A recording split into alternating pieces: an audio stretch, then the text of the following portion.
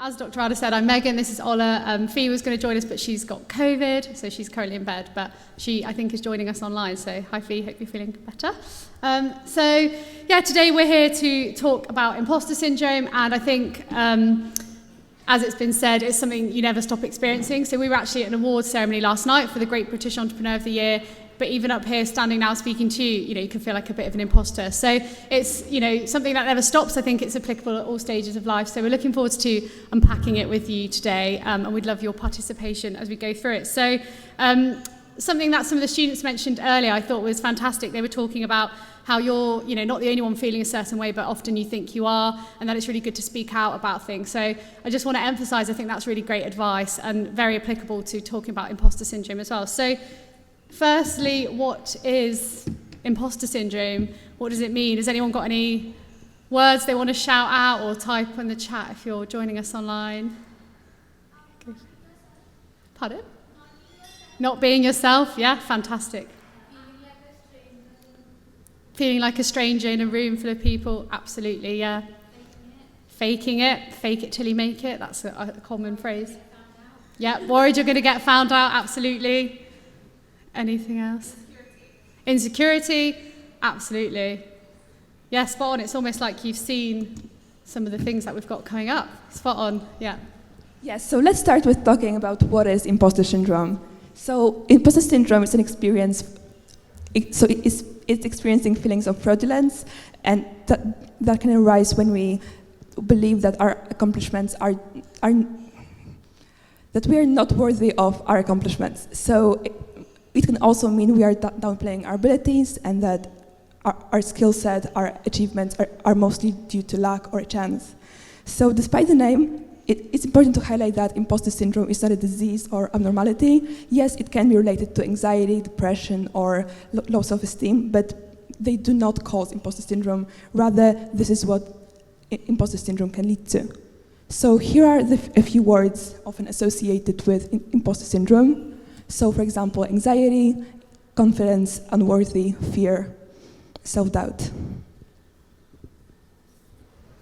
So now, before we move on, here's a short video that introduces imposter syndrome and why people experience it. Do you feel like you don't belong in a certain place and wonder how you ended up there? Do you feel a lack of trust in your abilities and have a constant worry about being found out by those around you? What you're dealing with is commonly known as imposter syndrome, and you are not the only one. Studies reveal that between 9 and 82% of all people have these thoughts, that they do not have the aptitude to be where they are. But what is imposter syndrome? Imposter syndrome explained. Imposter syndrome is also known as perceived fraudulence. It is the self-perpetuated feeling of incompetence and self-doubt that continues to persist despite a person's achievements academically and professionally. It is essentially a conflict between your perception of others and how you see yourself. You feel undeserving of praise and feel that your success is a bubble that may very soon burst. To counteract this, you might start to work even harder to prove to yourself that you deserve your success. You may want to feel worthy of the position you have and feel less guilty about having tricked the people around you for so long. You are bound to keep pushing yourself as these feelings of inadequacy continue to trouble you. With time, this may lead to anxiety, guilt, and depression. You will get burned out from the stress and find yourself in a rut. It'll be hard to get out from. So does anyone know who actually first explored imposter syndrome, where it first came about? I can give you a clue. It's actually two people, so that was a bit of a trick question maybe.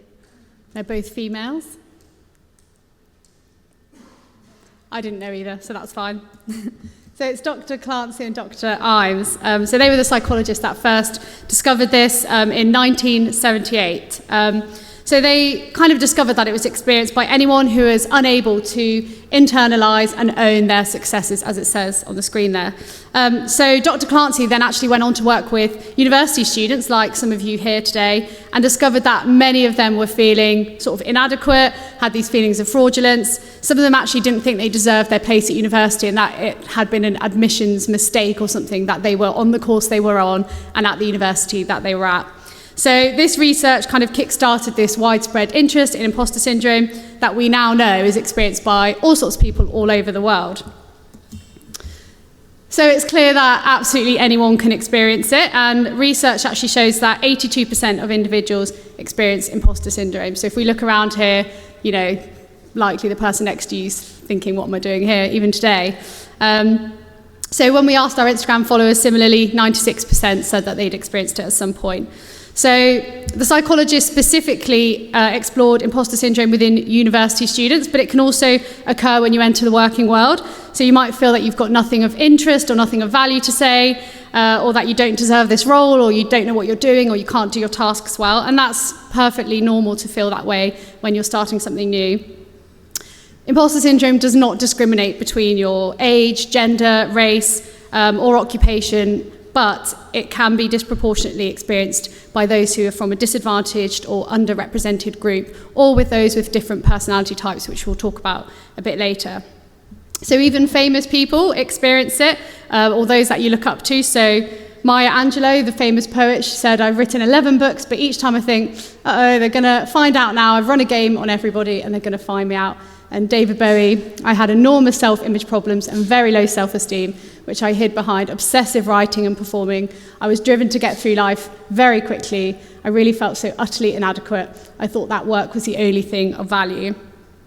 So they're not alone. Tom Hanks, Emma Watson, Serena Williams, Albert Einstein, they're just a few more names who've experienced imposter syndrome as well. Yes, so there are actually 5 different types of imposter syndrome, showing that the feelings of inadequacy can manifest in a variety of different ways. So the first type is a perfectionist, which I personally relate to. So perfectionists aim to do everything perfectly, and if they are for some reason not able to achieve that perfection, they tend to undermine themselves and have those imposter feelings.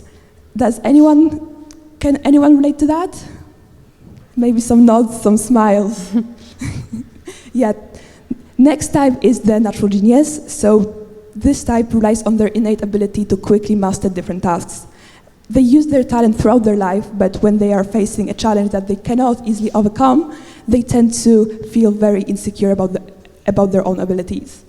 Third type is the soloist. They tend to prefer to achieve their success independently. So relying on others and asking for help can cause those feelings of inadequacy. So asking for help is especially difficult for this type. Does anyone struggle asking for help? Yeah. Some nods, some smiles, someone raise a hand. Yes, so the next type is the expert, who relies on their specialist and unmatched knowledge that they've gained through their studies or their experience.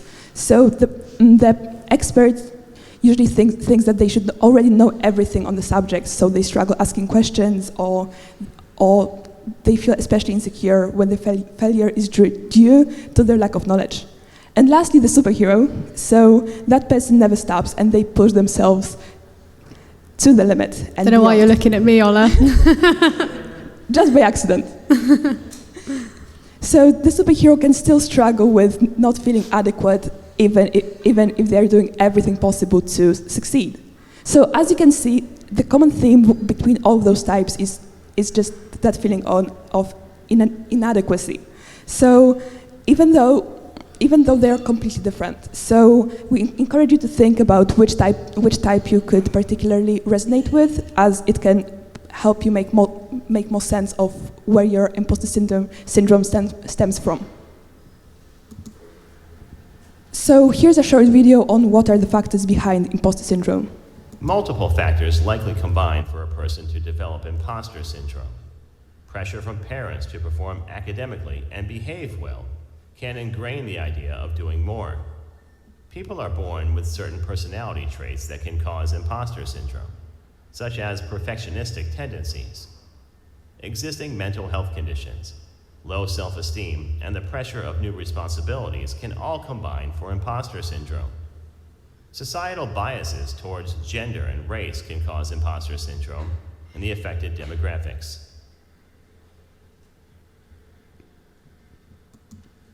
Yes, so what are some other causes of imposter syndrome?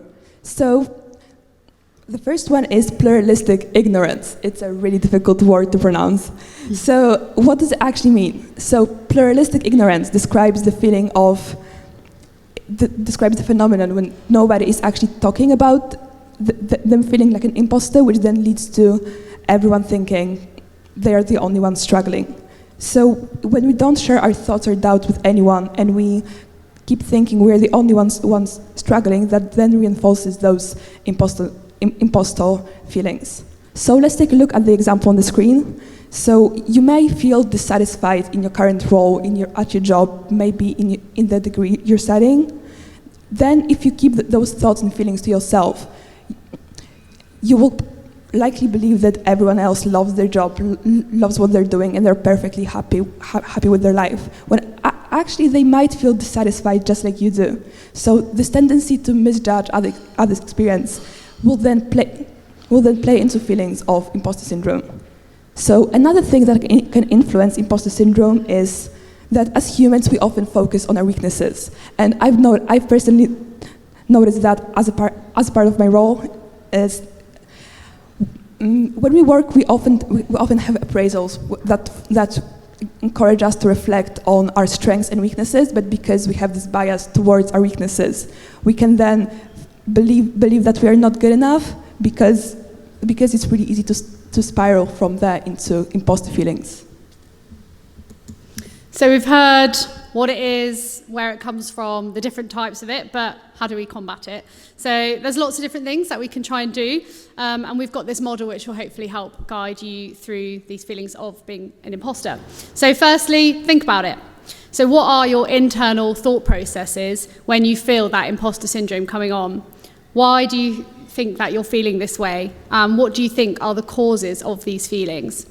So it could be that you didn't feel heard or listened to back in early years when you were at school. Maybe you didn't feel good enough if you were an athlete and you were competing. Perhaps you lack a sense of belonging at university, or even a sense of recognition in your workplace. So try and identify what is it that this feeling is stemming from, because this can really help you to then kind of overcome it and become more self-aware. So a bonus tip would be to write these things down. So I don't know if anyone here does any journaling. Yeah, a few of you. Great. So journaling is a great way because then you can look back over this and sort of identify triggers and any patterns as well.